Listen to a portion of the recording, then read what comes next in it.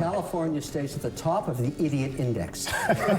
Either you can read and do math, or you can't. That's how we advance our students. I mean, I can't believe this is such a stupid idea, and they can. And I really worry about the implications on poor kids, particularly black kids, specifically black boys, who are falling way behind black women in terms of academic attainment. In public schools, which are never support. I mean, hurts people, and then you have this breeding grounds for Christian nationalism, which is happening in Oklahoma. 10 Commandments, school superintendent buying Trump Bibles, teaching conspiracy theories. This is happening, and this is not helpful. I mean, what she's saying is true. Yeah. I mean, they are. Teachers' unions, we don't filter out the weak ones, the horrible teachers, the ones that don't care about advancing children. There are thousands of them. That's so terrible to teachers' unions. Yeah, right. Teachers are the problem. Is that what we're going? Because they have politicized and turned people rather than against advancing their child. Yes, they have. They'd rather worry about politics than passing their. Hello, everybody. Guys, let's get right into the segment. Republicans, conservatives out there, watch this segment and you tell me who's trying to be helpful in helping kids get educated and who's just yelling like a complete moron. Check this out and we'll talk about it. Tonight, a Bay Area backtrack. San Francisco is pausing a controversial new grading system for its public high schools after community backlash. Its new Grading for Equity initiative was getting accused of being woke and for lowering the bar for students. Under the new system, students would be allowed to take tests multiple times. Lateness, effort, and class participation wouldn't be factored into the final grade. Neither would homework. The students would be graded based on final exams, which, again, they can just simply retake. All that said, students would be able to pass with scores as low as 41%. Congressman Ro Khanna, a Democrat who represents nearby California district, criticized the system, saying his dad, quote, came to America for a chance to work hard and pursue excellence. Giving A's for 80s and no homework is not equity. It betrays the American dream and every parent who wants more for their kids. A couple of layers to this. I mean, in general, I think this rubs a lot of people the wrong way. But in the context of politics, the reason Ro Khanna is speaking up about this is because I think he sees this as one of the things that regular Americans look at and say, why are we doing this? Mm-hmm. Right. Well, I don't know how you define regular Americans, but I think for the millions of educators out there, they can tell you that grading equity actually does help with making sure that students understand the curriculum they're being taught. This is pedagogy lending itself to making sure comprehension matters. I will be honest, in my perspective, when I was reading about this, I spent some time at the National Education Association, so it's a policy that I'm familiar with. And when I was reading about this, I passed math. I was horrible at math. And I used to volunteer to clean the boards and clean the erasers and everything just to get extra credit to pass math. But if you ask me the square root of something, it might not work. I did not understand the curriculum, but I knew if I worked hard and appealed, then maybe I would pass. When I look at these kids post-COVID, most kids are not on reading level. They're not understanding what they're learning. And so if you can make sure, instead of giving a point system or a grade, and you can make sure, hey, I want to make sure that you can intellectually process the information you're receiving, repeat it back to me and understand it, I'm okay for that. All the AI has made it easy for kids to cheat. All the things that the Republicans are attacking, these fake culture wars, or they're attacking CRT, they're not learning. California stays at the top of the idiot index.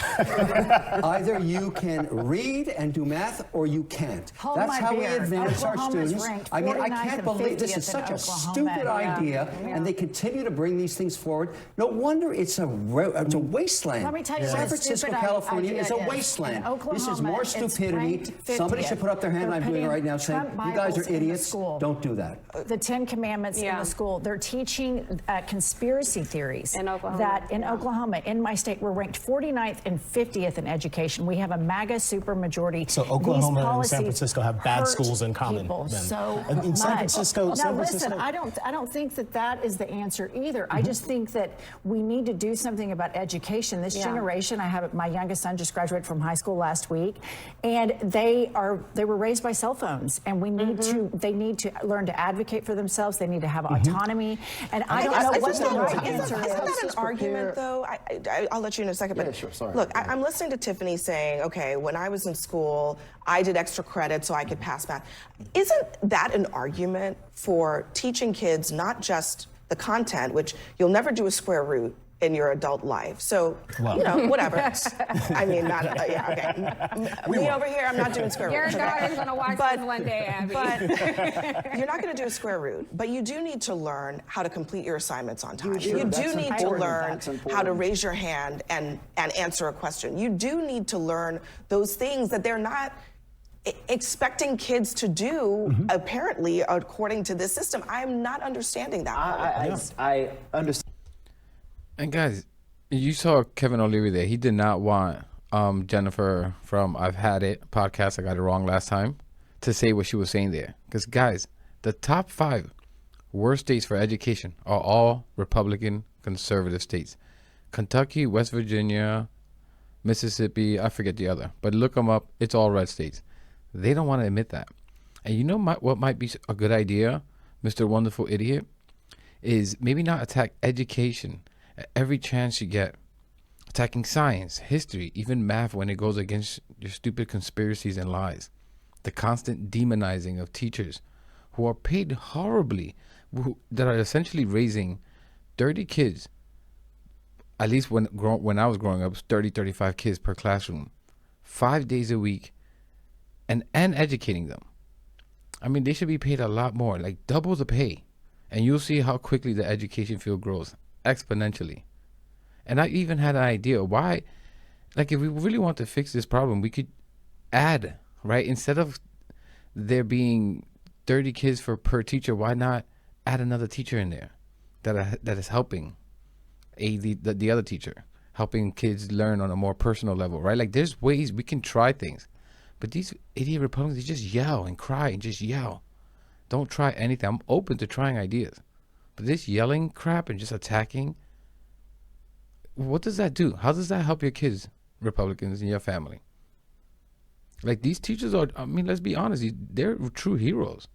They don't get paid a lot. In a lot of cases, they taking money out of their own paychecks to pay for school supplies. Like they're true heroes. They don't do it for the money, clearly, or the fame. They're doing it to help children, right? To prepare them and for a world that's in front of them. Like, could we afford it? Of course we could. But Republicans prioritize things like shutting down the Department of Education, trying to cut taxes for the rich, getting rid of Medicaid for millions. Like, unbelievable stuff. Everything Tiffany just said. Hard work, you didn't get it, you kept putting that stuff forward, and the teacher helped you. That matters as you get older. You get a job, and maybe you're not quite as efficient on a particular area. Your manager will say, okay, you know what, this is a good person, they're working hard, let's help them figure this out. That's a different thing, I would say, Tiffany, than saying we're going to completely change the grading structure. And I really worry about the implications on poor kids, particularly black kids, specifically black boys, who are falling way behind black women in terms of academic attainment. In public schools, so I would never support this. So, you know, I looked this up. There's a pretty Tony private school in New York where they don't have grades, okay? It's very similar to this. They don't have grades because they evaluate kids differently. But I went to public school. I know the difference between a public school and a private school. And the difference is mainly who is going to make sure that when you get a 0 or on that first test, that you are actually on the second try learning the material. And I am not sure that's... Yeah. Does the grade system now do that? Little Shirt Mike was trying to be on his best behavior because Tiffany Cross is there. But what he said about how poor kids, mainly black kids, are mostly left behind. Yeah, you know what, Little Shirt Michael, you probably shouldn't be helping a party in aiding in harming how society looks at black people.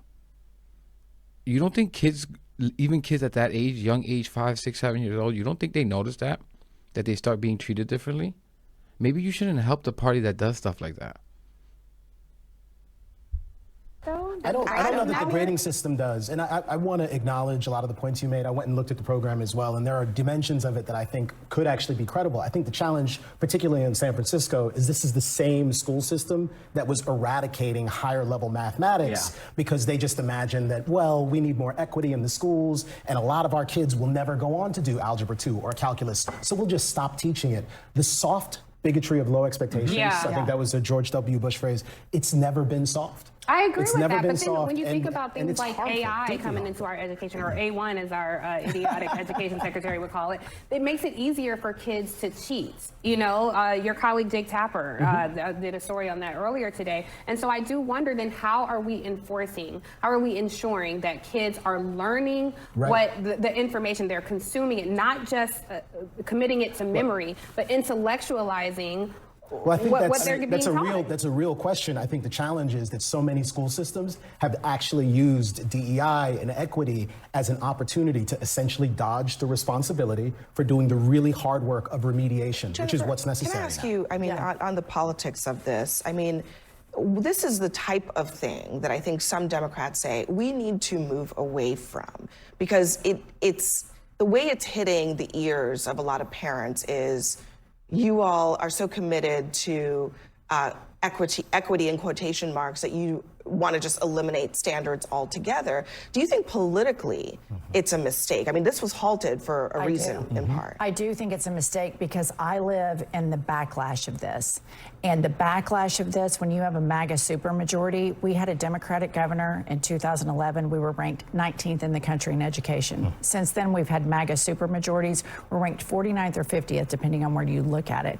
And it gets crazier and crazier and crazier. And I think there's a backlash to these policies, and it hurts people. And then you have this breeding grounds for Christian nationalism, which is happening in Oklahoma. 10 Commandments, school superintendent buying Trump Bibles, teaching conspiracy theories. This is happening, and this is not Kevin, helpful I mean, for what she's children. saying is true. Yeah. I mean, they are trying to bring, you know, Trump literally into the schools, as if that is something that kids need to learn. Even the 10th Commandments. I mean, look, you can argue about biblical teaching or whatever, but in the schools, I'm not sure that is lending itself to the kind of rigorous academic I want to learning. make a comment about education. I spent my whole early career in it, in math and reading scores, the learning company.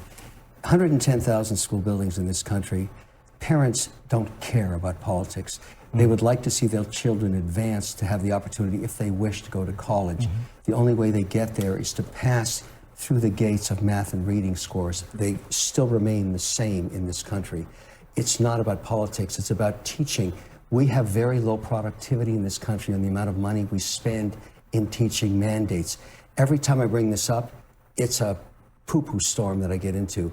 But because we have teachers' unions, we don't filter out the weak ones, the horrible teachers, the ones that don't care about advancing children. There are thousands of them. That's so you would terrible think to the tackle teachers' unions teachers. would Yeah, right. That is Teachers so- are the problem. Is that where we're going? But you would, I am 100% right on this. But you would think the teachers' unions would actually be against this in San Francisco. Why would any teacher support this? This isn't equity for poor or black kids, so we're behind. A very last word for you, and that then we doesn't gotta make go. any We're sense. talking about the extreme on both sides, but parents in Oklahoma do care about politics, and a lot of them are for this now because they have politicized and turned people Rather than against advancing their teachers. All child, politics Yes, impact the they class. have. they'd rather Read the worry data. about You're a big politics data guy. than Read passing it. their child on. Yes, they do. They are riled I'm up. having a hard time with that one. Approaching teachers. This is happening in red states all over the place. They are not interested in an objective education for their children. They want a Christian nationalist education. This is dangerous. It's I'm not having a hard democracy. time. All right, We know we got to it. leave it there, Come to guys. Coming Oklahoma, up you'll next see. for us. Like, she's completely right. And why it's not brought up that why aren't we funding it more? Instead of giving tax cuts to the rich, do you think it would be smarter to give that money to schools? And see the Republicans backtrack and get nervous and panic.